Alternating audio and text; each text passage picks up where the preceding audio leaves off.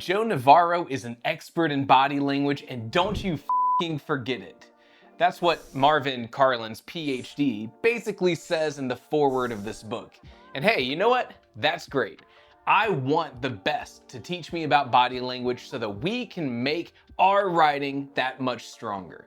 I'm reading What Everybody is Saying by Joe Navarro, and by the end of this video, we will have a vocabulary list of body language and when to use it instead of dialogue. I'll include a link to my website down below where you can save that vocabulary list. Check out part 1 of this little duology for the importance and different kinds of body language.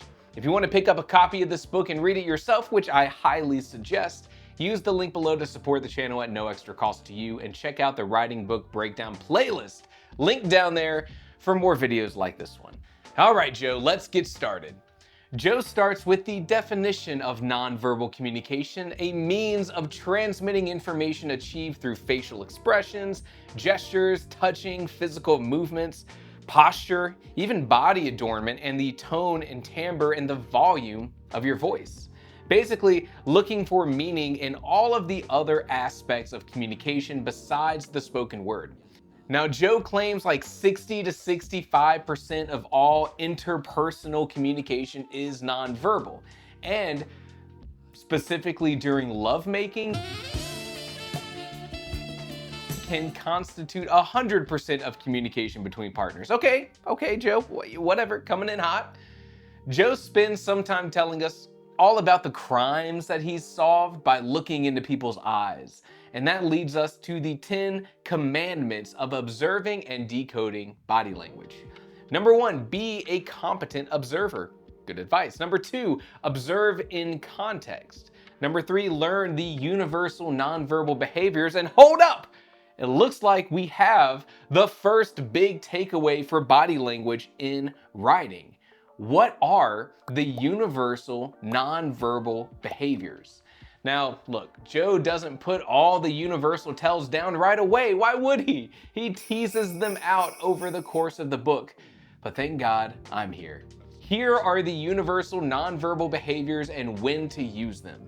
These are universal body languages that mean basically the same things for everyone. And later on, we'll look at what Joe calls idiosyncratic nonverbal behaviors, which are unique to individuals. But first, here are the universal things. Lip compression, pressing the lips together in a manner that makes them disappear.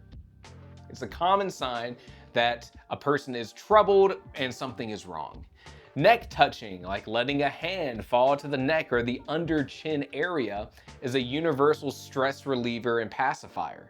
Bowing at the waist or torso is not just a cultural movement. This piece of body language shows respect, subservience, or humility in response to praise. Arm waving, woo! A universal way to express elation. Hand wringing, an expression of stress or concern. Eye gaze. Looking directly into the eyes of others means that either we like them, or we're curious about them, or that we want to threaten them. What do you think? Let's continue with the commandments, right? Commandment 4, learn to recognize the idiosyncratic nonverbal behavior patterns in people. Okay.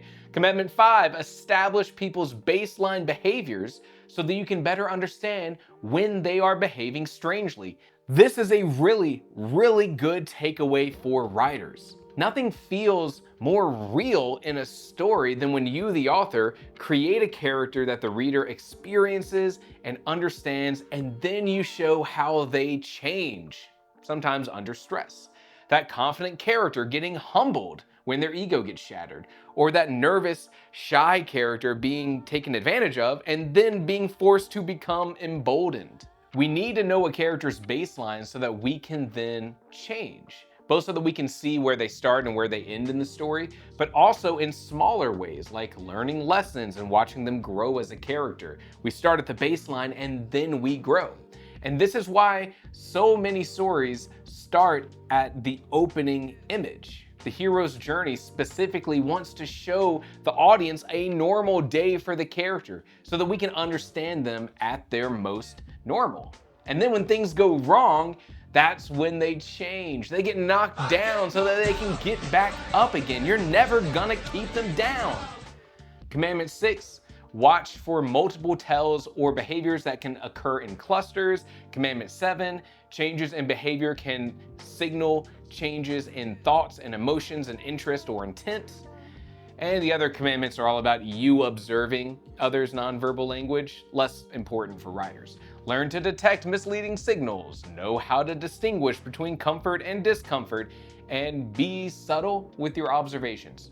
Cool, the 10 commandments, boom, done, they're gone. And that takes us to pacifying behaviors. And this is a good one. These are behaviors meant in moments of stress to restore balance. These are the types of unconscious, nonverbal behaviors that immediately follow stressful things. And there's lots of stressful things in our books. And this is most likely the body language you are going to write the most about. A little sidebar here that I've started thinking about now that I'm reading this book, and it's on the greater importance of nonverbal communication within books. Seeing a character react in a certain way is not just information given from one character to another, but from one character to the reader. Nonverbal language in your writing is giving subconscious clues to the reader about the characters in the story. And it's all happening in subtext, which means that the reader has to involve themselves in some way to decipher that nonverbal language. And that's a major component to realistic characters, but also to engaging stories. And that is good stuff. These pacifying behaviors are often unique to the individual. People have their favorites. I love to give my main characters some sort of pacifying behavior. I didn't know that was a name for it. And then I lean into that when I want the reader to know that they're really struggling with something.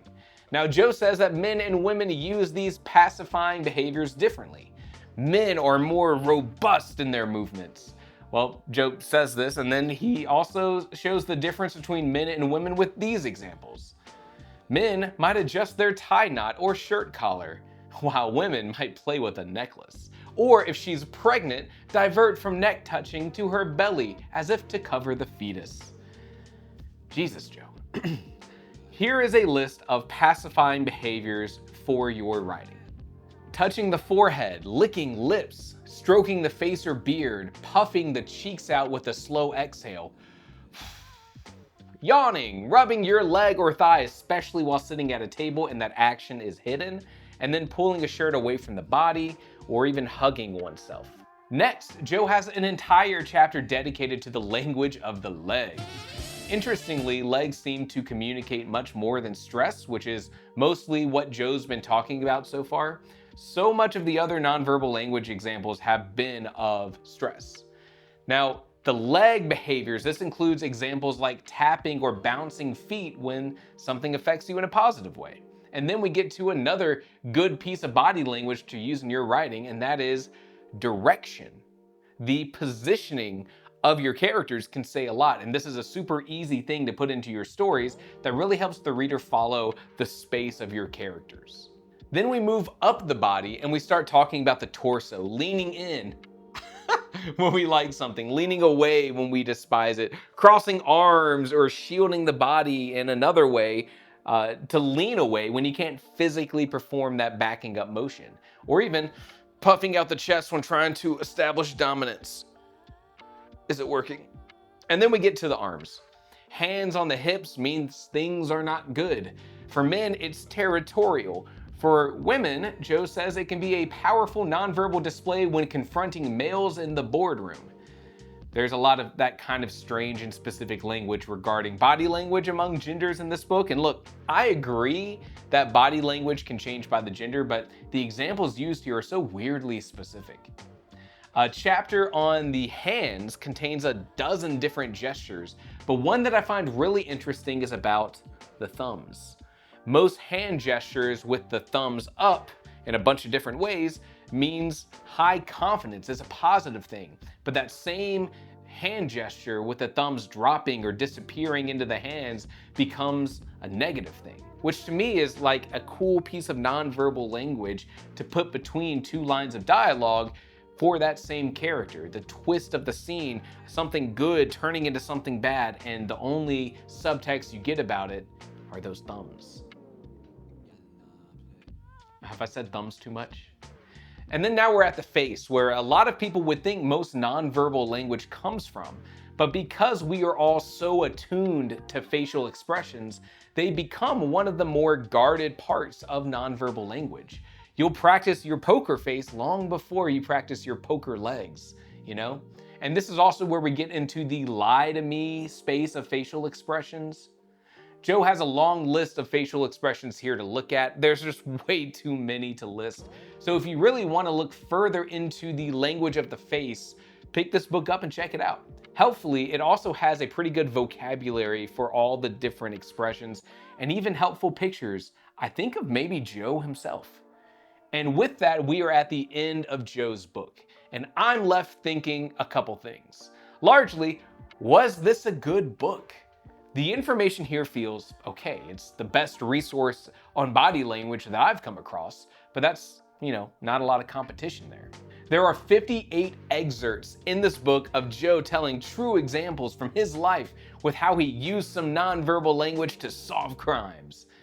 It gets kind of eye-rolling. It's pretty strange. He says, years ago in a major espionage trial, or years ago I was planning a SWAT operation, or years ago at a bookstore I was working at, or years ago I conducted an informal study. Any true life example that Joe gives, especially where he's interviewing a criminal, resolves with the criminal giving a full confession because Joe read him right. I don't know. All that being said, this can be an effective body language dictionary for writing. It assigns vocabulary to the body language and explains the intention. I think using this list I've provided, keeping it near you while you write or just looking at it every now and then, it kind of communicates all the different stuff through the body language that your characters might do that your readers will pick up on in the subtext. And that's what growth is for writers. We tell the same kind of stories our whole life, but we find more effective means of making that story more. We become more familiar with themes and dialogue and exposition and action and body language. And that's a great part of growing as a writer.